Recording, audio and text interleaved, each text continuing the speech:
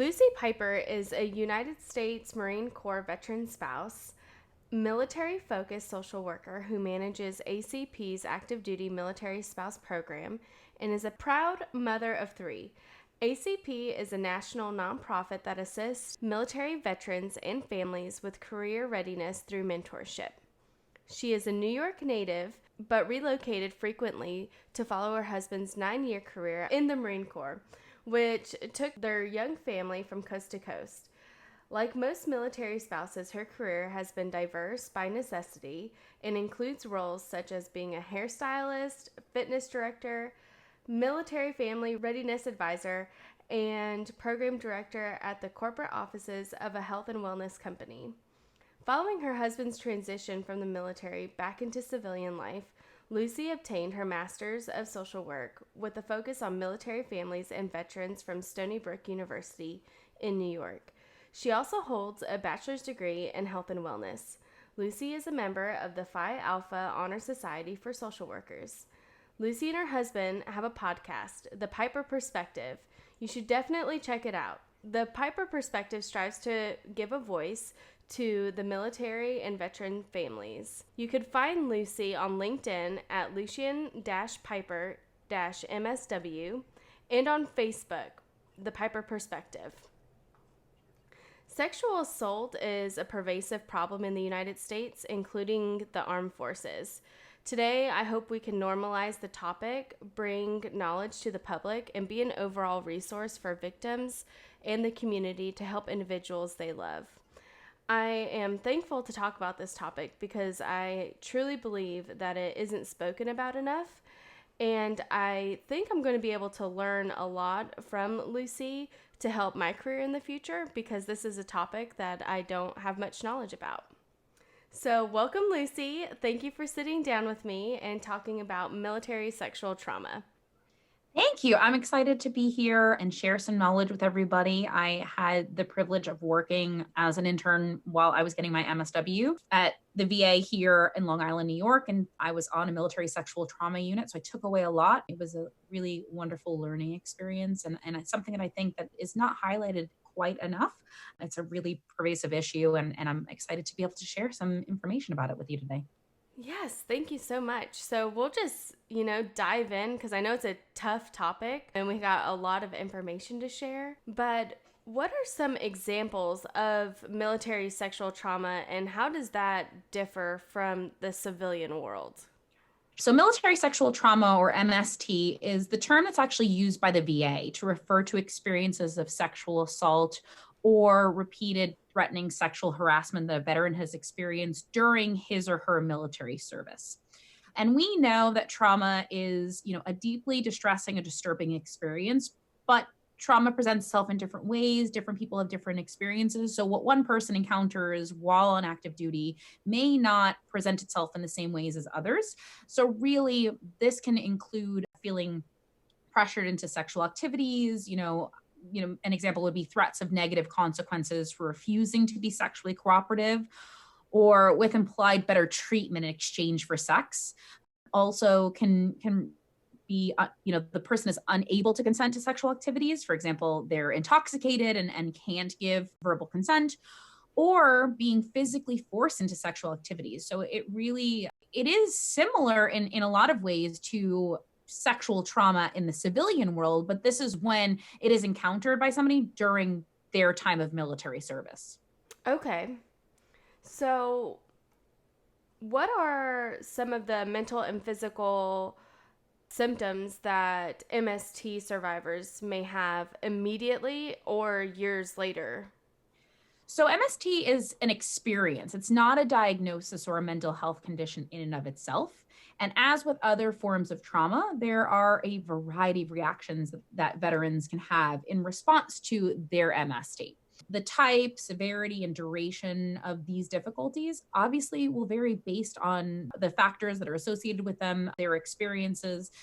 So, the experiences of both male and female survivors of MST can include strong emotions such as depression, anger, irritability, feelings of numbness, trouble sleeping, difficulty with attention, concentration, or memory, alcohol or drug dependency, difficulty with things that remind them of their experiences of a sexual trauma, difficulties within relationships.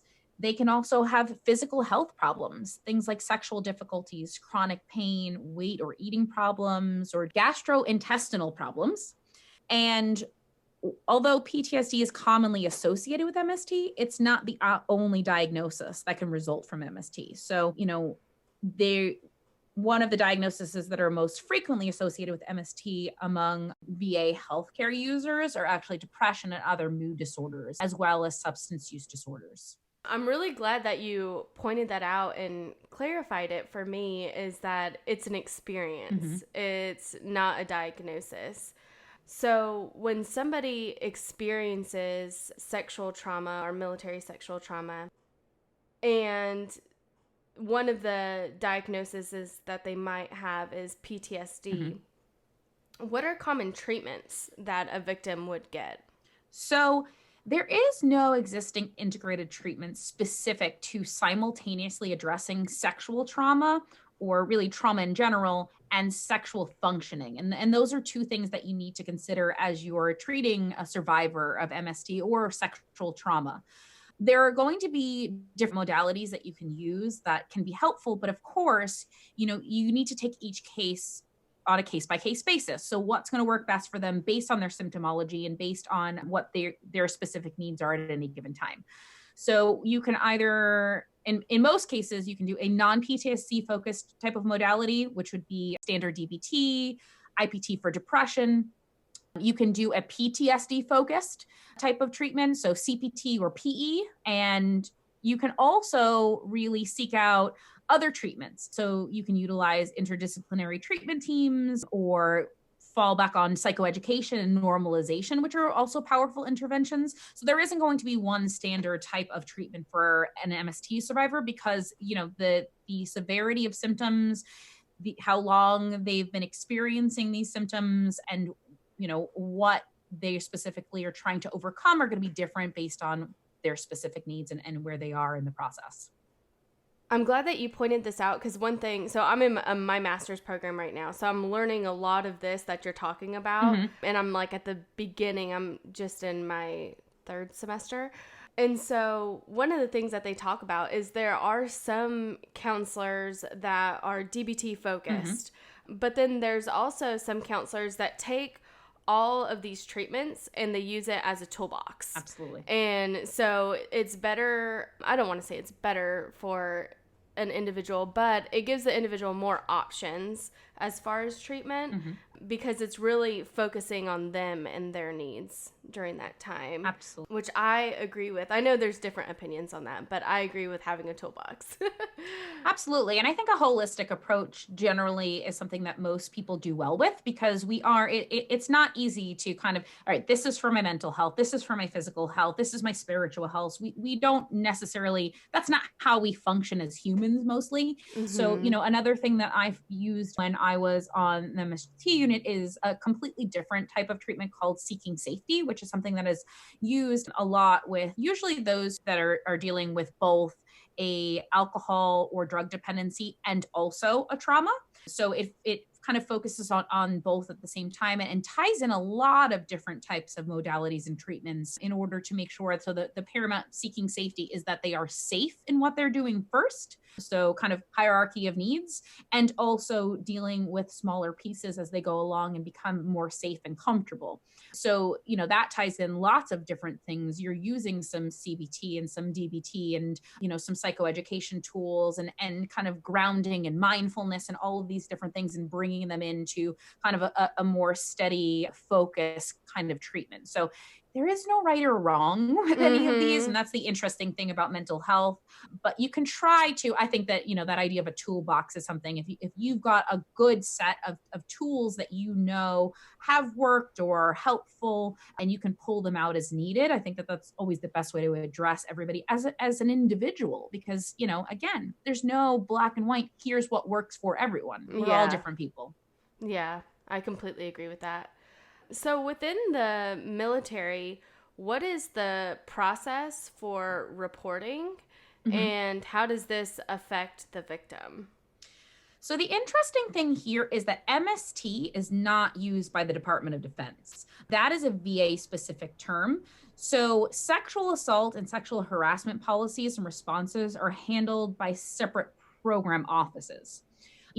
As I said earlier, sexual assault is a pervasive problem in the United States and also within the armed forces. So the way that the DoD handles it is they've got essentially two kinds of reporting systems. So a sexual assault victim in the military can make a restricted report that allows disclosure to only specified individuals. So these are going to be sexual assault response coordinators, sexual assault prevention and response victim advocates, the SAPers, or healthcare personnel.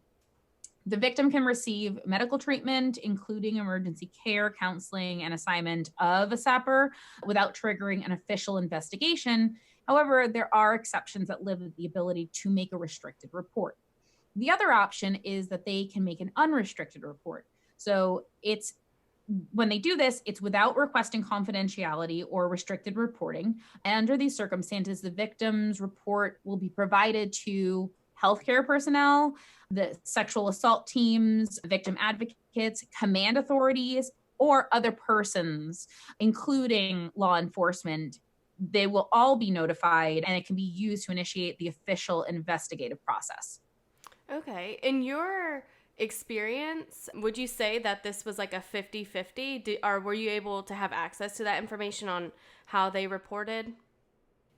Many times on the other side of it within the VA, a lot of MST survivors never reported while on active duty. So they self-disclosed after the end of their service. That's not to say that all didn't disclose, but a vast majority of the veterans that I worked with, this was a new disclosure after separation. And I know that there's in civilian world a statistic on men and women and how gender affects victims coming forward.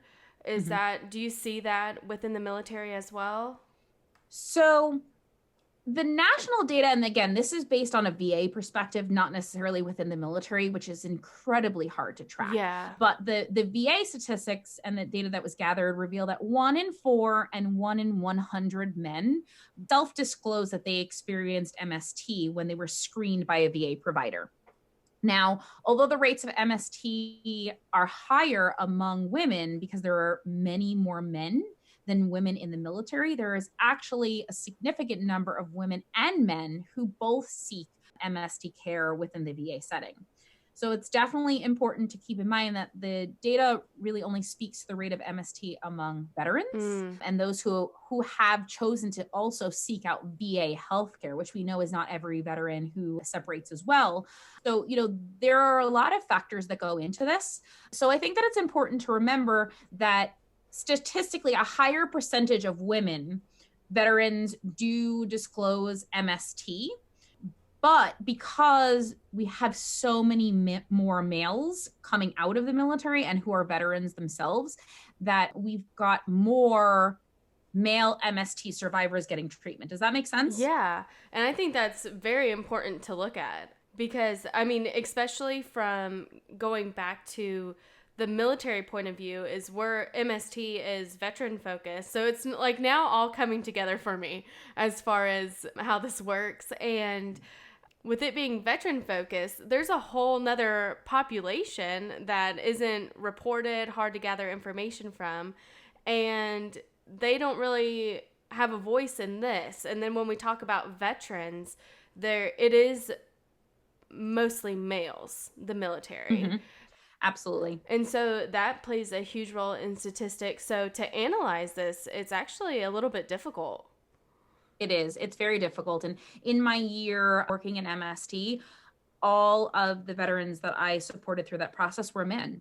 That doesn't mean that we didn't have female MST survivors within the VA that I was working in. There are statistically so many more men who are survivors that kind of is the way that my roster was. But it's incredibly hard to track. It's incredibly hard to keep tally on what's happening. And I think that because they're so separate and there's two different systems kind of in play, you're able to gather the information on the back end as they separate out and as they're disclosing. But I think that is few and far between within the active duty military lifestyle, unfortunately. Yeah. In your experience, what would you say is the biggest struggle that you've seen for survivors? So this kind of goes back to what we were just talking about, because I think that there is a lot of fear about disclosing while on active duty. That means that a lot of veterans that I worked with, unfortunately, had been suffering silently for a prolonged amount of time. Not that that's uncommon for sexual trauma survivors. Sometimes it takes quite a long time for them to be able to seek out treatment and to be able to talk about these experiences. But in many cases, I worked with a lot of older Vietnam era veterans who their MST experience had happened, 30 years ago, and they've been living with reinforced trauma, and the way that they've dealt with that trauma and their coping skills are now so inherently part of their day-to-day that unlearning those behaviors and learning new coping techniques is so much more difficult to really practice and really make sure that that's part of their daily living now. So you're essentially unlearning, 20, 30 years worth of bad coping behaviors and trying to supplement them with healthier coping behaviors. So I think that was one of the more difficult things that I had to face when working with MST survivors. Yeah. I know there's individual difference, so for every person it's different, but if we were to speak in general, how would you approach that as far as learning coping? Mm-hmm.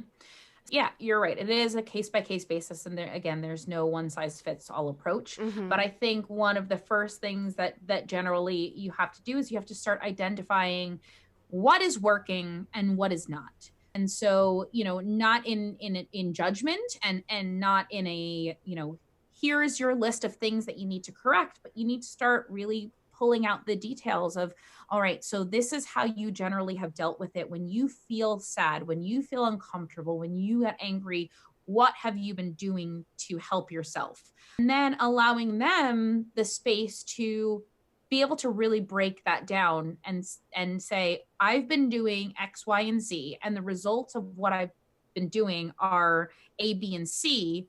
Out of A, B, and C, only C is serving me. Yeah. Only C is adding value to my life. A and B are making me feel more stressed, more angry, more isolated, more disconnected, more this, more that. So you have to start allowing them to really see what is helpful. And then you can start adding in other coping strategies, other tools, and building their toolbox so that they then, when they've got those feelings that they don't want to have, they can reach into their own toolboxes and they can say, I now feel mindfulness has worked really well for me. Maybe it didn't for some people. Maybe it's wonderful for others. Mm-hmm. You need to start exploring different ways for them to cope in healthy, safe ways. I love that. I'm totally taking that with me for my career path. So I'm kind of jumping all around here with questions, Sure. But so I know there's a separation between military and veteran. So when it comes to the military, how common is fear? Or when you're talking to veterans, how common was the fear when it comes to disciplinary action? I think that that's one of the biggest pieces of this and why it's so important to talk about and normalize these things. So, sexual assault is something that is there. The rate of reporting is low all around, civilian, veteran, military, or otherwise. But victims of sexual assault in the military don't report for not only those same reasons as victims outside of the military, such as embarrassment, fear, shame. They also are very fearful that there is going to be retaliation, that they are going to be perceived as weak or unable to accomplish the mission. They fear that it might affect promotion and assignment to good jobs, or lead to separation from the military. So there is a great amount of fear, even more so than those outside of the military who experience this kind of trauma. Mm-hmm. Furthermore, the military can sometimes and does sometimes take disciplinary or legal action against the sexual assault survivor for and not for the assault itself, but for infractions committed during the sexual assault. So things like underage drinking or fraternization, adultery. So now you're compounding that fear because they're afraid, they're fearing NJP or separation, because they're now self-disclosing that they have done something. And so it's in some ways almost victim blaming. Mm-hmm. There's going to be punitive action for them, drinking underage, because then they were sexually assaulted. So that and other negative actions directed at survivors are often perceived, again, as retaliation for reporting, and can have devastating effects on the survivor's sense of safety, trust, well-being, and these can lead to a really complex array of problems that affects the survivors, their future in the military, and even post-military. So there's definitely an enormous amount of fear around this while they're still on active duty and the reporting. Yeah, that's so heartbreaking to me, to especially the portion that military active duty who are victims, they could still be blamed in a way. And I know that that's, the military, they have a set of rules, and, you go about those rules. I just wish that there was another way around that to take away at least some of the fear, because there's already so much fear as far, being in the military and everything that you said. It's just like, that sounds fearful just hearing about it. And then to, be blamed and lose your job and all these things, your career. And with the military, there's such an identity with it and security with it. And so losing that, and I think the big part is security, losing that, it's I can't imagine all that going through. And that kind of brings it down to veterans. So veterans are already predisposed to mental health issues. How do you see that sexual assault has affected the struggle with some of the things that they're already predisposed to? Unfortunately, I think that it compounds it. Studies have shown that MST appears to be comparable or even more strongly associated with negative mental health consequences than combat exposure. So now, if you are going to talk about a veteran who's experienced both, now you're compounding multiple issues, multiple traumas. And so, it may be hard to differentiate which symptoms are stemming from which trauma and how do you treat each one. So again, these things are very much a case by case basis. But at the end of the day, I think you need to really assess, what are they experiencing, what symptoms are most problematic to them, and begin working kind of your way down in terms of how do you really negate the negative symptoms that they're experiencing. How do you give them a better quality of life? How do you deal with, the anger, the guilt, the shame, those type of things? Depression and anxiety are going to be big ones, and substance abuse, is one of those things that you really need to address. It's difficult to kind of figure out what came first in many of these cases. So, again, you got to consider each person as just that, a person with their own symptoms, their own story, their own traumas. How can you help them best, and take it one step at a time? Yeah, so it's really peeling back each layer one by one and exploring that with them. So not having any predisposed idea about what they've gone through, but just kind of just going through it with the person as a person. Absolutely. To help them heal. So, what programs does the DoD have in place for prevention and in response when it comes to MST? So the DoD has a couple of different programs that are working currently. They have the sexual assault response team and the sexual assault prevention and response team. So you might have heard, in the military community, SAPR, which is one of the big things that they talk about. So Congress has really taken many legislative actions through the National Defense Authorization Act over the past several years to strengthen and improve the response to sexual assault in the military. The DoD has also made many policy changes. However, it has been argued that unless the prosecution and decision-making power is taken out of the hands of commanding officers, that this will continue to go on, because it seems that there needs to be a systemic and cultural change in order to eliminate sexual assault within the military. So there are programs that are out there, victim advocacy programs, but kind of as I shared before, because of the steps in order that a victim needs to take in order to disclose this and in order to see, their perpetrator kind of brought to justice and whatever that means to them and get the services that they need, there needs to be kind of more follow through, unfortunately. Yeah. So I didn't even know that. I didn't know that the commanding officer is kind of like the overall say on it. Mm-hmm. Just because I'm not that involved in, this particular area, I guess I just assumed that there was like a systematic treatment team basically that would help out in that way. And there is. Every base has their own SAPR, has their own, I think even unit wide. I don't know the specifics. I haven't worked within the DoD in sexual assault team. I know that there are these teams in place and they should be happening at least based, each base should have one, but I think that it even breaks down further than that, and that different units and different wings and different malls will have their own. So they are there. However, it goes back to what we were discussing earlier.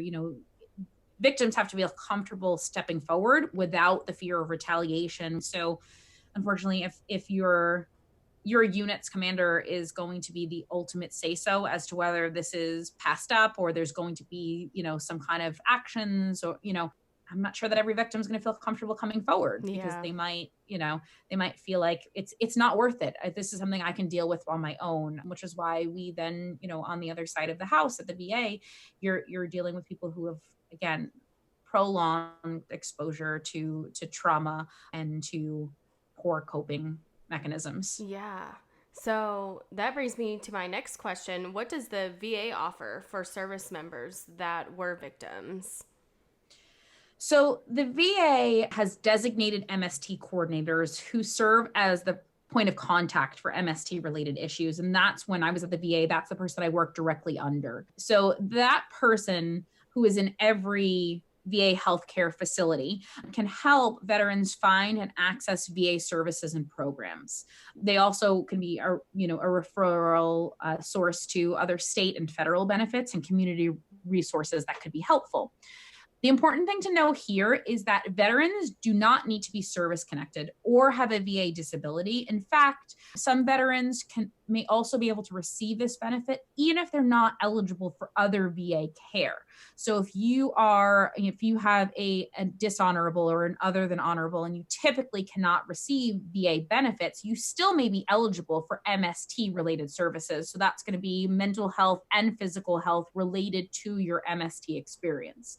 And of course, again, case by case basis, I can't promise that every veteran who has experienced MST will have everything covered under the VA if they're not otherwise eligible. But the VA is trying to at least make some kind of amends and to be able to make sure that veterans who have experienced this kind of trauma are receiving the care that they really deserve.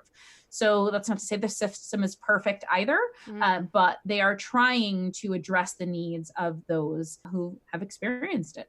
Yeah, and that's a great thing to know, because there might be some veterans that don't know that they have this service available to them. Mm-hmm. So I'm really happy that you mentioned that. Yeah, and also one last thing to note is that veterans do not need to have reported the incident when they happened or have it documented in their active duty medical records. That's another thing that is kind of sometimes people assume if you didn't report it on active duty service and it's not in your, your medical records before you're discharged, that you're not eligible. It's not the same as a service connection in other ways, because we do know with mental health issues that you may not have self-disclosed, you may not have talked about these experiences while serving. And so, nobody's going to say that you're ineligible because you didn't disclose earlier. That's not, the purpose of providing these services. Yeah, that's also great to know. Thanks for mentioning Mm-hmm. that too. In your opinion, what type of change would benefit service members? So again, this is a systemic issue, unfortunately. There would need to be real changes in policy protecting sexual assault survivors, and also changing rape culture within the military to better prevent future occurrences. Service members who are subjected to MST have no recourse in civilian courts. And there have been several acts that have been tried and have failed to be put into action to protect service members. So the unfortunate consequence is that in a lot of cases, the survivors are blamed and shamed and may even be discharged for coming forward. Meanwhile, sexual predators are afforded the opportunity to pursue, continuing their criminal behavior, both inside the military and outside of, because, they're not being reported. So whereas sexual offenders outside in the civilian world will have to be listed on a registry to make sure that we're protecting other citizens from becoming victims, that doesn't happen within the military world, because, it's taken, each unit is able to kind of create what the action plans in a way. This can unfortunately be swept under the rug. And so they may never have to face their victims, apologize. They may never have to disclose that this happened. And unfortunately, it kind of leads to a breeding ground for sexual predators, which is actually really terrible. So, I think that a lot needs to be done. It's just difficult to assess where do you start the change, and how do you even do that? I think it's unfortunately because of the power structure, because men outnumber women in probably the thousands within the military world. There's a lot tied into gender biases and power struggle and, what is acceptable boy behavior. I think there's just so many pieces in play. And again, because sexual assault is so personal, what I consider, maybe not physical. I think it's a bit easier to kind of comprehend what's physical assault, but sexual harassment, I might find a joke really demeaning and demoralizing and may feel traumatized, whereas another woman might feel like it's playful banter. You never know. So it's difficult to draw lines in some ways. And at the same time, I think that unfortunately, a lot of people do kind of get to a free pass to continue terrible behaviors that do victimize other people. So I know that wasn't a really great answer, but it's truthful. Yeah, I think it was truthful and great, because it does bring light to something. It's hard. I mean, that was a tough question to say, what type of change should there be? We know that there's something that needs to change, but it's just like you said, where do you start? That's a tough one. Absolutely. Because how it is with power in the military. And so I think that was great, and I hope that, this helps people know that when, with all the information that you've given as far as getting out and being a veteran and seeking that help, and then also just how the system works within the military and MST. Do you have any final thoughts or comments for us? I think that one thing that I would like to share with your listeners, if this is something that interests you more and that you want to find out a little bit more and find out kind of what victims are going through, what it feels like, what their experiences are, there's a beautiful documentary that I watched a few years ago called The Invisible War. which really tracks the struggles of a couple of veterans who are kind of going against the system and trying to find some sense of justice and support and all of these things. So it really portrays the struggles of MST survivors in a really beautiful and authentic way. So definitely check it out. I mean, it does nothing for me if you're not interested, but I Yeah. think that it's a really great way to kind of see this in a different light. Yeah, I definitely want to watch that because that sounds interesting. I wanted to see like how their approach is and Mm-hmm. how it all worked. It's not very uplifting because it deals with a lot of what we talked about. Unfortunately, there are a lot of issues, and you can try to change things, and you can try to do your best to make amends, and you can try to support those veterans who have dealt with this, but you can never give back what's been taken from them. And a lot of veterans struggle against the VA system, and I won't comment on Yeah. on that because that's a whole nother topic. But for what it's worth, this shows their real experiences of veterans. And so again, it's heavy and beautiful and difficult to watch, but we'll kind of share some different insights and stories of people who've lived through it. Yeah, thank you for sharing that. Mm-hmm. Tell us, for people who want to get to know more about you and what you do, and where could they find you? Absolutely. So I am a social worker by trade. Like I said, I did work on a military sexual trauma unit. And while I loved it, my husband, who is a Marine Corps veteran, got out a couple of years ago, unfortunately, due to some medical issues that were going on. That wasn't exactly in our plans. And we have 3 children ages 10 and under who needed mom to come home and be present for them also. And so while I would love to go back to MST work later on, because it was just, I mean, to help see a veteran through some of that really did impact me. And I absolutely love the work that I was doing. I just need to explore it at a different time in my life when I've got more of myself to give to those veterans who really honestly do deserve it.